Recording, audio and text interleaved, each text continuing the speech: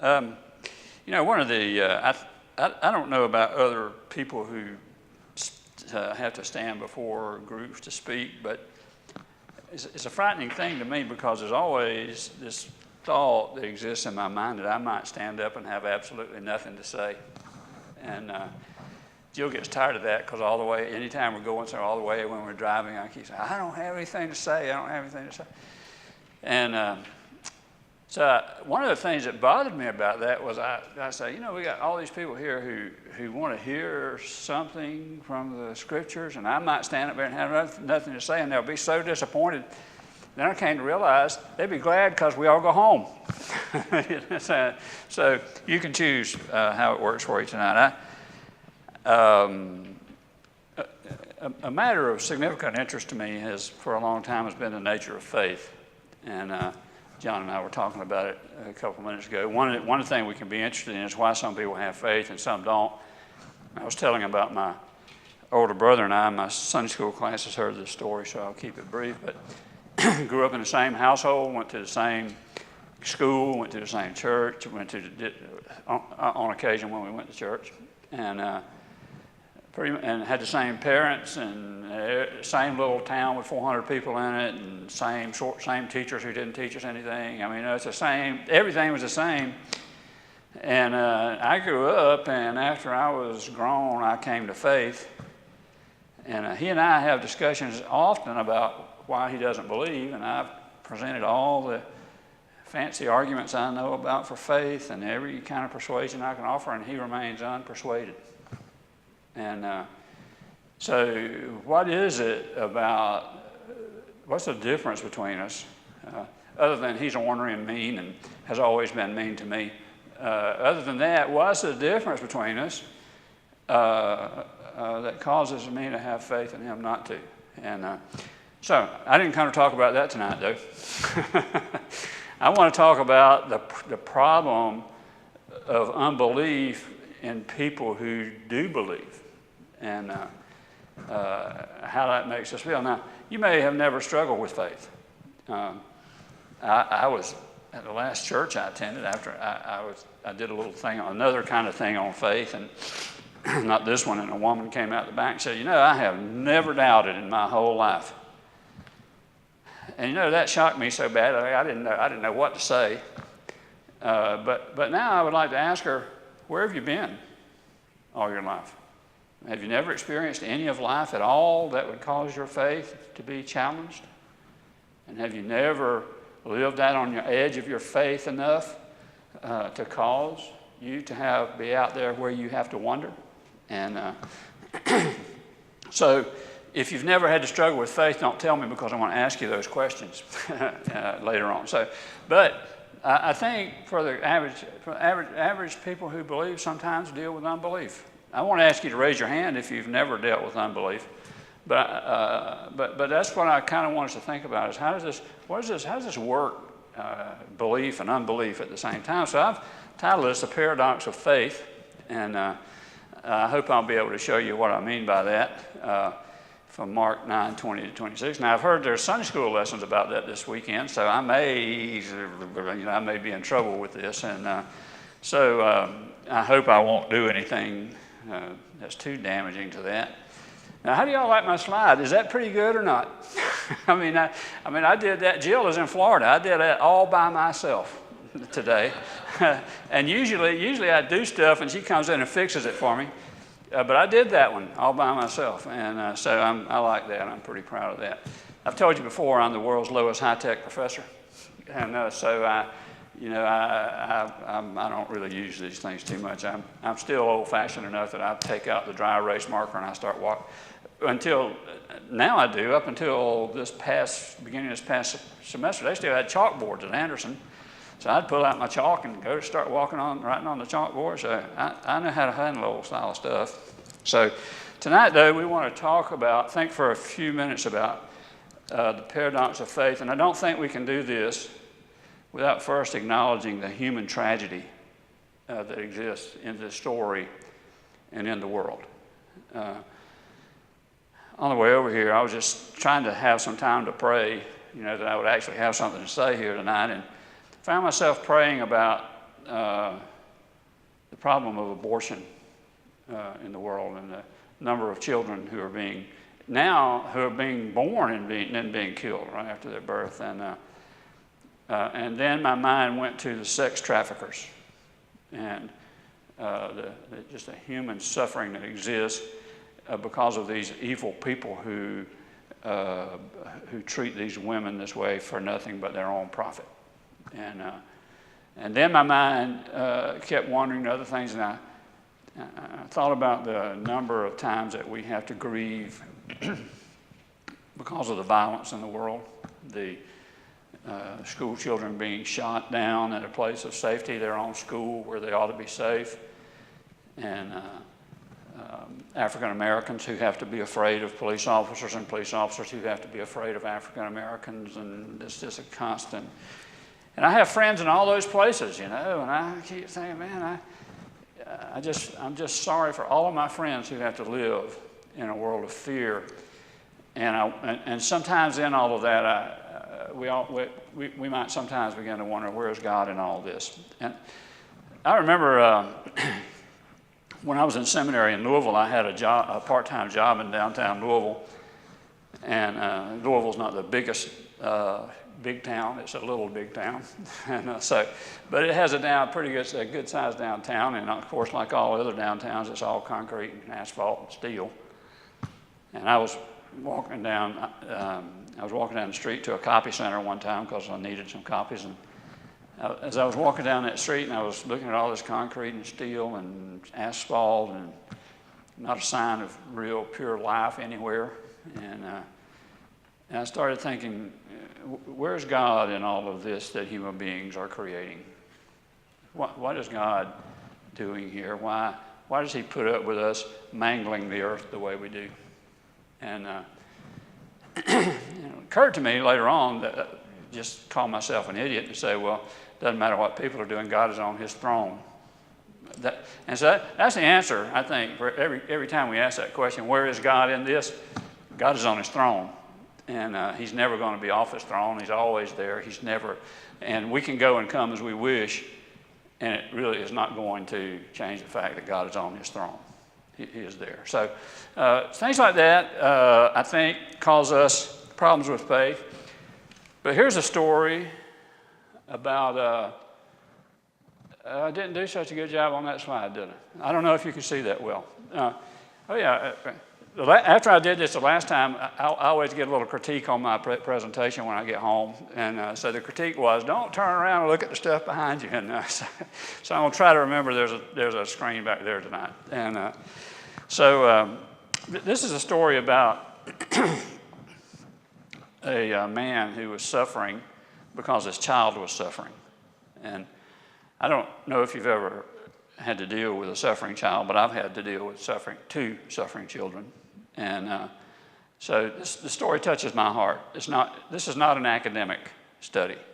This is a study about human suffering, and it's a study about where faith works in that. So in this case, Jesus had been, I didn't want to read the whole story or put the whole story up there because I do pretty good just to get some of it up. And so to give you the background, Jesus had been on the Mount of Transfiguration. And he's come down the mountain, and he sees this crowd of people over there, and they're just mulling around and having an argument and shouting at each other. And he sees his disciples in the midst of it, and he doesn't know what's going on. And he's come down from the Mount of Transfiguration, and he's people are astonished at him, I suppose, because of the still remaining evidence of what's going on up there. And he asked him, he said, what's going on? What are y'all arguing about? And a man from the crowd said, I brought my child to you to have you cast out the demon or heal him, and your disciples tried and they couldn't do it. And so Jesus responded, faithless generation, how long do I have to put up with you? So he said, bring the boy to me. He said, we'll pick it up here. Jesus said, bring the boy to him. So they brought the boy to him, and when the spirit saw him, that is Jesus, immediately it convulsed the boy, and he fell on the ground and rolled about, foaming at the mouth. Jesus asked his father, how long has this been happening to him? And he said, from childhood. And is often cast him into the fire and into water to destroy him. But if you can do anything, have compassion on us and help us. Jesus said, if you can, all things are possible for one who believes. Immediately, the father of the child cried out and said, I believe, help my unbelief. When Jesus saw that a crowd came running together, he rebuked the unclean spirit, saying to it, you mute and deaf spirit, I command you to come out of him and never enter him again. After crying out and convulsing him terribly, it came out, and the boy was like a corpse, so that most of them said he's dead. But Jesus took him by the hand and lifted him up, and he arose. My Sunday school class has gotten used to me saying that one of my favorite words in Scripture is the word "but," it's a good word for us, isn't it? But Jesus, or but God, and so Jesus does what's asked of us. So I'm primarily interested, though, tonight in the interaction between Jesus and this man, about the man's faith. And so, if you don't mind, for just a few minutes, we'll take a look at that. So let me see a couple things we can say about this. Some of the kinds of unbelief that we see in the story. First of all, we see the scribes. They're just in opposition to Jesus. All they want to do is stand around and argue. They don't really, and so Jesus I think, just kind of loses interest in them right away. They're not coming to faith. They're just there to argue. And I understand that. There was a time in my life when I thought the greatest thing in the world that I could do was stand around and try to win an argument. And I've gotten to the point today where as soon as I figured out that somebody, all they want to do is argue, I'm all done. There is an advantage to getting older, right? If you're careful, you might learn something.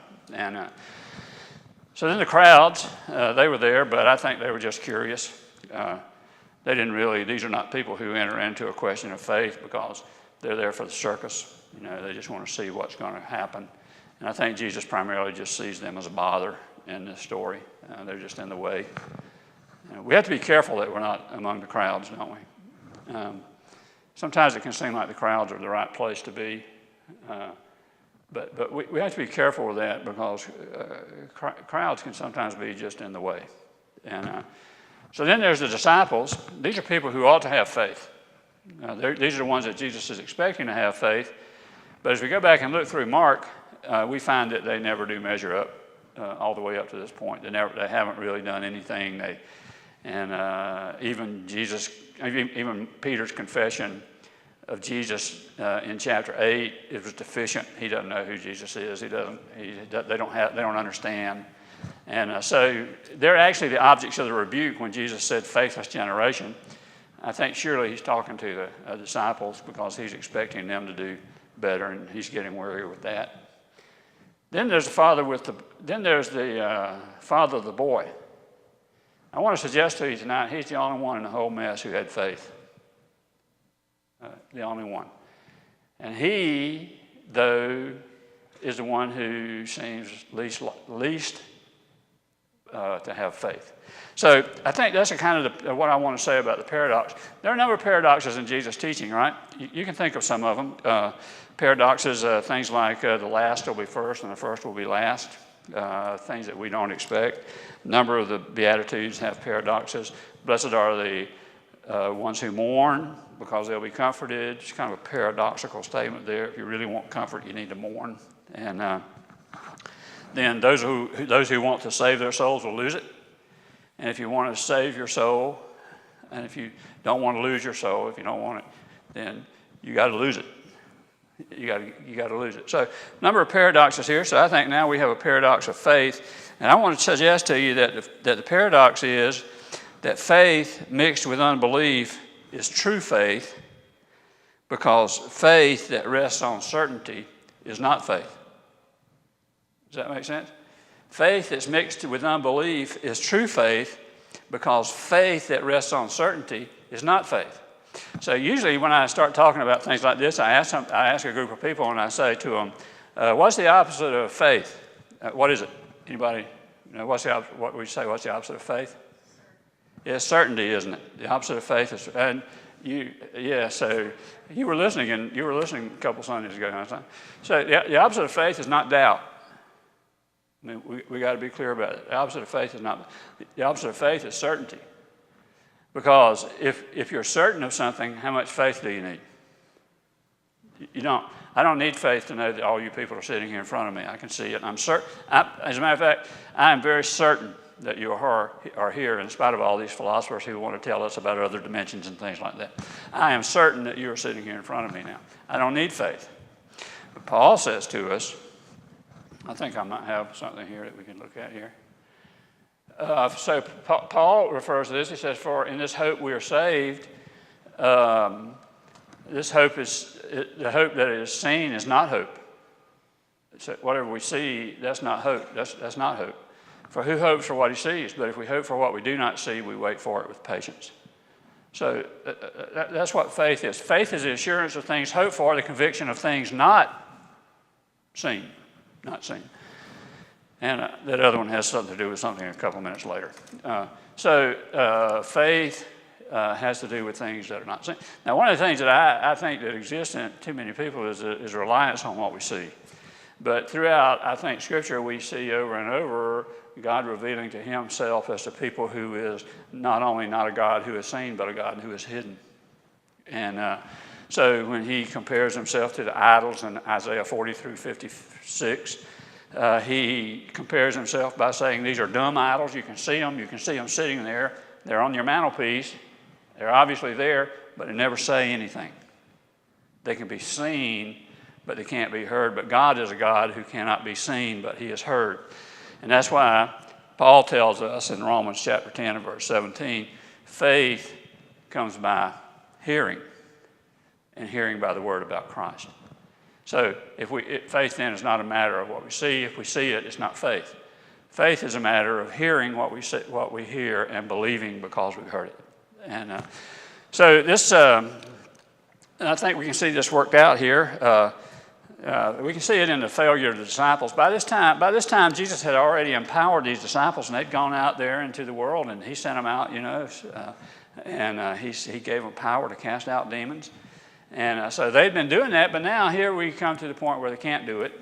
And I think part of this may have to do with self-reliance, because I think part of what we see going on in this story is the difference between self-reliance and actually putting ourselves into God's hands by trusting him as this man did. And so they have this kind of a failure of faith, I think, based on their self-reliance, and they're relying on themselves, and they think that somehow that because Jesus has given them this power, they now are powerful people. They're not powerful people. They're just people who have been given power by Jesus. And so we have to always recognize that there's no power that's ours. It always comes to us because Jesus has given it to us. And so they fail when the man brings his son to him. They fail. And later on, when they ask Jesus why they couldn't cast out the demon, a little bit later in the story, he doesn't say to them because you didn't have faith, or because you didn't have power, or because you haven't been enabled. It's because you haven't been praying. That's what he said. This kind comes on only. So this kind comes only out only with prayer. So if he's concerned not about their faith, but their lack of involvement in prayer. And so if we struggle with faith, we might think for a moment whether that's going on in our lives. Are we really praying as we should? But then we ought to consider this father for a few minutes. It's kind of a contradiction in terms. Do you think help me? I believe, but help my unbelief is kind of, do you believe or do you not believe? Do you believe or do you not believe? I think when we think about those kinds of things, we start thinking in terms of amount of faith. Is my amount of believing greater than my amount of unbelieving? And how does that, on the scale, all of a sudden today the scale tilts toward unbelief, and over here another day it tilts toward belief. And I don't know if you can really measure amounts of belief, can you? If you believe something, you believe it, right? If you don't believe it, you don't believe it. Is that fair? Jesus, when when Jesus was discussing this in another place, and he'd done something and impressed the disciples, and they said, "Well, we want to do that." And Jesus said, "How much faith did he say they needed?" Just a mustard seed's enough. Just a mustard seed's enough. Because once you believe, right?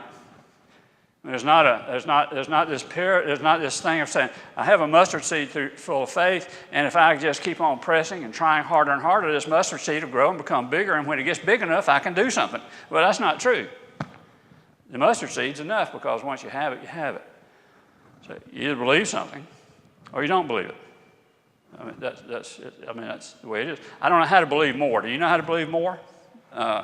You might you become more convinced that what you knew to be true is true. I mean, I don't really know how that works.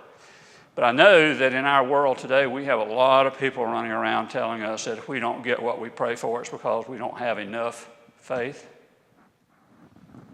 And I'm kind of weary the way Jesus might have been weary with the concept that enough faith is the answer to these things, and it's not. It's just faith itself. It's just believing. Do you believe? Do we believe that Jesus is able to do what we need him to do tonight? Truth is, most of us do, right? I mean, if I were to open up the top of your head and look down in there, I would say, yeah, this person believes. If I go through the room, I believe I could find out almost everybody would say, yeah, this person believes that God is able to do this. But what about this leper here? I mean, he comes to Jesus and he asks the question, the two things that need most of all to be answered by human beings. One is, are you able? And the second is, are you willing? Right? Are you able? Are you willing? So this leper here, he has a little bit different problem with his faith than the man. We'll get to what the man's problem is. But his problem is not believing that Jesus is who he says he is. It's that Jesus cares about him. If you really care about me, and if you're willing to, I know you're able to heal this leprosy. Does Jesus care about him? Is that kind of a problem with faith? Have we said enough when we said, I believe you can, but I don't know if you will? I believe you can. But well, maybe that, because Jesus didn't rebuke him. And maybe sometimes we just really do need to know that God is the sovereign God of the universe, and sometimes he doesn't want to. I mean, I don't mean to be too harsh about that, but sometimes God has another plan. And sometimes when we ask God, are you willing, the answer might be, yes, I'm able, but no, I don't want to. Because he may have another plan. And so I think this is an example of faith. Some people say, we also have people in the world today who would try to convince us that if we're not absolutely certain in faith that God intends to give us whatever we want when we ask for it, it's not faith. And what I want to say is, I'm just wondering if what you have is not faith. I would say that's not faith.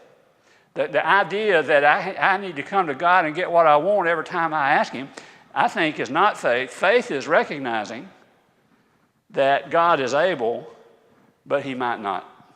And trusting him either way. So that's what I think what the leper did. So he's different from his father. The father has another problem. So let's take a look at him. The father says, if you can, let me see, where is that? Is that back? Yeah, that's back. He says, my child's been, he's been like this since childhood. And Jesus said, he said to the man, the man said to Jesus, if you can. Now, you see, there's the same two things are there, aren't they? Are you able and are you willing?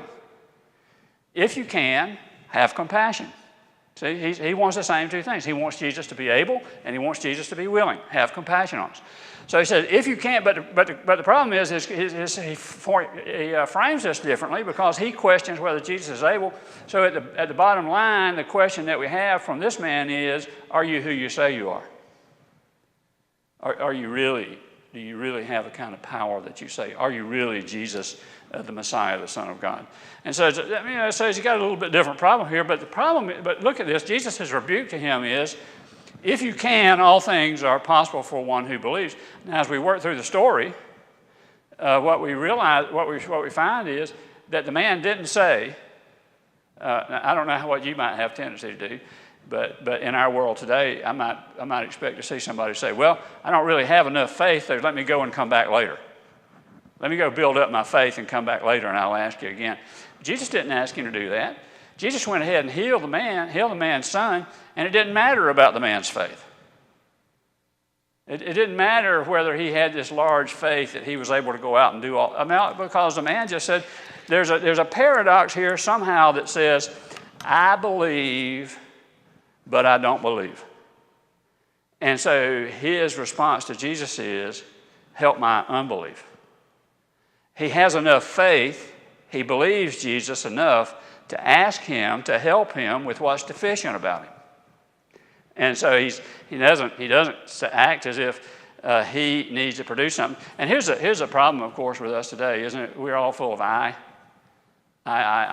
Listen to the songs we sing. I just fills them up. And here's a problem. If something's not happening, if something's not coming along, let me do. I'll do. And instead of saying, Jesus, I need you to do this. I need you to do this, and I trust you to do it, and I need you to help me with whatever's deficient about me that's preventing this. But the man was willing to make that prayer, and that's why I'm saying to you, he is the one who had faith. Because his faith caused him not just to ask for what he needed, but for help to give what he needed. So how does this work with faith and unbelief, belief and unbelief? I've put some. I don't really know if I have all the right answers to that, but I've come to think of faith and courage as kind of being similar to each other. So the relationship between courage and fear is much like the relationship between faith and unbelief. And I don't know if you ever will find anyone who has been awarded a hero's badge or medal in our history for bravery who would say they were not afraid when they did that. And I have my own little story of bravery, and so let me tell it to you. I grew up in a little town with a little small high school where if everybody didn't play, you couldn't have a team. And I played a couple years on the junior varsity football team before moving up, and it might be hard to think it right now, but at that time I was the smallest kid in school. I really didn't have any business being out there on the football field, but as I say, we had to have everybody out there in order if we were going to have a team. So one night we were playing this. We weren't, it was a little small town, so there was only one town and one team in the town, and that was the school's team. So we played other towns like that where there was one team in the town, and that was the school's team. So this other town, nearby town, they came to play us on our field one night, and these people had a reputation for not really caring a whole lot about education, and they were fishermen. They were saltwater fishermen in Florida, and they made their living that way, and so they didn't really worry about whether they got through school or not. So some of these guys, in the 8th grade, they'd already been there 5 years. I'm pretty certain of it, And those guys were big guys. I mean, they were big, and I'm this little kid running around out there, and I'm looking up at them like this, and I say, whoa, what do we? The interesting, so we never beat them in the junior varsity. But the interesting thing is the high school team had no problem with them. Because by the time those guys got old enough to play on the high school team, they were outside the age that was legal to play. So we had this game with them one night, and they were doing their normal trouncing of us, and they were just up and down the field all they wanted to. But somehow we managed to score a touchdown. And I don't know how that happened, but that meant we had to kick off. And so we got out there and we were ready to kick off, and I was this little kid, so they put me way out on the end of the group of the line, and just thinking that by the time somebody got to me, there'd be several other guys who could get him, and so we kicked off, and as it worked out, this guy, their runner, didn't do what he should have done, which is run up the middle and run over all those guys. He came around the end, and guess what? He's heading straight for me. And I'm running down the field, and I got to tell you, there's 100 things going on in my mind. I mean, this guy, I'm looking up at him like that, and I'm thinking, is there anybody else behind me who can tackle this man? And I'm thinking, no, if I don't tackle him, he's going to score a touchdown, which wouldn't have been a big disaster. But, you don't want that to happen. So I'm thinking, okay, what am I going to do about this?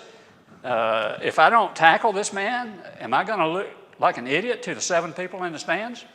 And then I'm thinking, if I do tackle this guy, am I going to live to tell this story? And all this stuff's going on in my mind. I just keep thinking, get somebody else over here to tackle this. And so I realized there was nothing for it but to do it. And so I lowered my head, and I charged into that guy, and I hit him as hard as I could. And as it turns out, I'm kind of small, so I hit him at the spot just right above his knees. Now, I don't know what happened because I was too stunned and hurt, but what I was told was that he buckled up, and then he bounced backwards, straight back, and he fell down. And they said, we have never seen a hit like that in the history of South Chappie High School. I was scared to death. I was genuinely frightened about this because I was concerned. Now, of course, what I feared did happen. After it was over, I didn't know what had happened. I needed a few minutes to overcome being stunned. And I'd like to tell you that he fumbled and I picked up the ball and ran it in for a touchdown, but if he had fumbled, I wouldn't have known a thing about it. Courage is not being without fear. Courage is carrying forth what needs to be done even when you're afraid. When I was in the Navy, right just a few years after the tragic fire on the USS Forrestal. So as soon as I checked aboard ship, after A school training, I went checked aboard ship. They immediately sent me to firefighting school. I think they did that because I was the most junior person, and so everybody else, or else when they asked for volunteers, by that time everybody else knew to step back, and I didn't step back, so I was out there. So anyway, they chose me, and I went to firefighting school, and it was a week long.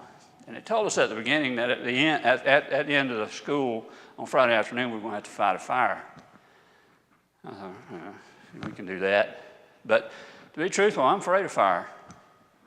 If you're not afraid of fire, let me find somebody that I think you might be able to talk to about.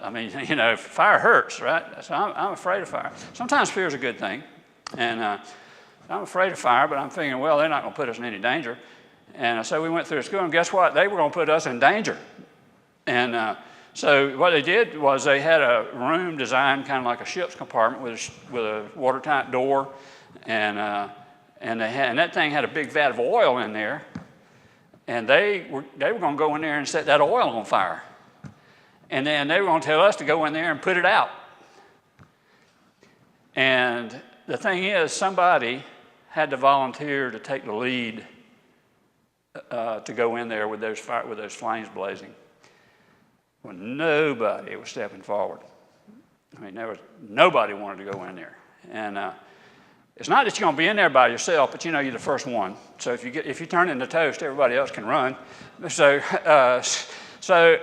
they're just nobody, and I'm scared to death. I don't want to go into that place with that oil on fire. You know how hot it is when oil is burning? But at the same time, we needed to do this because our ship had oil on it. And plus, another thing I figured out was they're going to make us stand here till somebody volunteers. They're not going to back off. They're not going to say, okay, let us do it for you. They're not going to change their minds. They're going to wait until one of us. And also another thing I figured out is, as soon as we get this done, we can have the rest of the afternoon off. So I didn't want to go in that room because I was scared to death. But I started thinking, you know what? I believe I can trust my training. I believe I can trust what they taught me to do. And if I do that, we can put this fire out. So I stepped forward and I volunteered in spite of my fear. And I put on the gas mask and the other equipment that they gave us. It's been a long time. I can't even remember what it was now. We took that fire hose that was full of the, not water, but flame retardant. I can't remember what they called it back. Well, foam, yes. And so they opened the door, and I stepped in with all that flame going. I started spraying those flames, and what do you know? They went out. We put the fire out. We put the fire out because we were willing to trust what we had been told would happen if we do what we've been told. Courage is overcoming fear. Belief is not the absence of unbelief. Acting on belief is overcoming unbelief. I have to be honest with you. I have to fight for faith. I have to fight for it really hard, and I get really tired of it. And I get tired of unbelief. And I get tired of waking up in the morning and having to tell myself all over again why I believe. And I get tired of being in places and thinking, yeah, how's all this stuff work that I'm saying is faith here? Yeah, how does it work here? I don't like that. But the interesting thing about that is, in spite of all that unbelief, in spite of all that, what seems to me like stronger unbelief than I have belief, I don't ever go back into apostasy. Have you ever thought about that? I wonder about if with all that unbelief in my life, why don't I just quit? And I don't know why I don't. All I know is that faith overcomes unbelief. And that's the same thing that's going on with this man. So when we're called on to believe, it doesn't mean charging up what we think is going on in our mind and building up our faith and becoming stronger and stronger. It means going and doing what we should do because we believe. And it means that even when we're afraid to do it. So this man found himself in a position, just think about it. His child is suffering. And as I say, I don't know if you've ever had a suffering child, but I've had suffering children. And I have to tell you that there are a whole lot of things I would have done to bring that suffering to an end. A lot of things. And I would have done it, except it wouldn't have brought the suffering to an end. It's just like despair. What can be done? What can be done? I don't know how to fix this. And my children still suffer from that, from what they suffered from. And I understand this man. And plus, there's reason for him to be fighting unbelief, right? Because he'd already been there and the disciples had failed. They were calling on, that's a reason for unbelief. But he stepped up and said, I do believe. I'm trusting you with my son. And Jesus didn't say to him, go back and get more faith. He didn't say any of those kinds of things. He was apparently impressed by the man's belief, and he healed his son. So I don't want to make promises to you tonight about what's going to happen if you step out in faith. I have students who make promises on God's behalf, and I slap them down pretty quickly about it.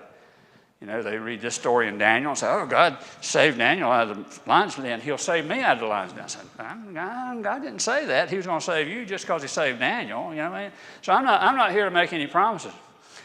What I'm here to say is, in our age, at our point in life, most of us here, things are pretty routine, aren't they? I mean, you know, if you just admit it, things are pretty routine. I mean, it's just the way they are yesterday, they're going to be today. The way they were today, they're going to be tomorrow. We give. Our giving is probably pretty programmed. We have a certain income, and we give a certain amount on that income. And every now and then, when something comes up, we give a little more. We give our time because we have it. But the question is what happens when we're called on to believe? If we're not ever called on to believe, then I would once again ask, are we out on the edge of our faith maybe where we could be? Are we out there where belief is needed? Or are we here pretty comfortable because we have a set income and we give a set amount of money and we have a set amount of time, we give a set amount of hours, and we can work it all in? Well, that's not, maybe that's faith. But faith exists when we're afraid. Faith really becomes important when we're afraid to do something. And then our unbelief overcomes our unbelief is overcome by our belief and our willingness to trust what we've been taught about who is able to carry us. And that's really, at the end of the day, why did I come here to talk to us about faith among the people who have probably gotten their faith settled many years ago? Maybe it's too settled. I'm not saying it is. None of my business. It's none of my business. I learned a long time ago that when you start preaching, you can't meddle because, it's not my place. All I can do is say, here's the scripture. Here's what faith is. Do we want to act on that faith, or do we want to let it be, just go on routinely?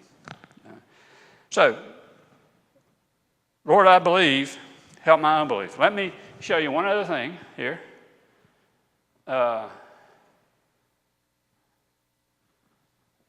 Here's a quote. I know I'm past time. Even as faith endures in our secular age, believing doesn't come easy. Faith is fraught. Confession is haunted by an inescapable sense of its contestability. We don't believe instead of doubting. We believe while doubting. We're all Thomas now.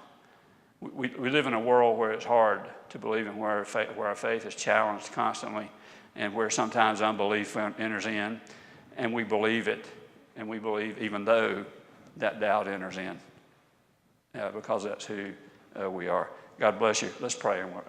Thank you, Father, for the kindness that you show to us every day, and for the beauty of your word and the promise of your grace, and that you are able, and Father, that you're ultimately, we know that you'll bring us home. And so I ask you for all these people here, that as we go forward now, that you would please grant your best blessing to them and help them to be healthy and strong and powerful in the faith. In Jesus' name, amen.